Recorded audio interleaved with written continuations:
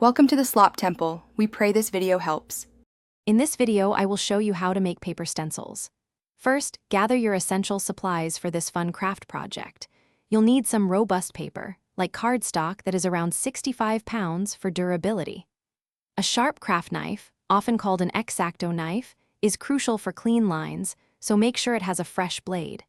Don't forget a self-healing cutting mat to protect your surfaces and a pencil with an eraser for drawing your design. Now, let's talk about creating your design on paper.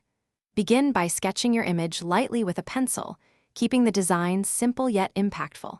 It's important to remember that all parts of your design that will be open when stenciled need to connect to the outer edge or to other parts of the design.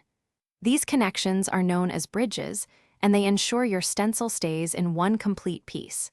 Aim for clear, well-defined shapes for the best results. With your design ready, it's time for the crucial cutting phase. Lay your paper flat on your self-healing cutting mat, ensuring it won't slip. Grip your craft knife firmly and carefully cut along your pencil lines.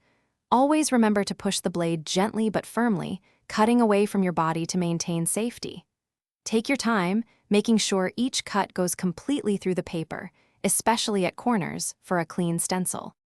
Once your stencil is cut, it's ready to bring your design to life. Carefully position your stencil onto your chosen surface, like fabric or wood. Secure it in place using low-tack painter's tape on the edges or a light spray of repositionable adhesive on the back. Then, with a brush or sponge, apply your paint using a gentle dabbing motion, keeping the layers thin. This technique prevents paint from bleeding under the stencil, ensuring crisp lines. Thanks for watching. Consider subscribing if we helped you.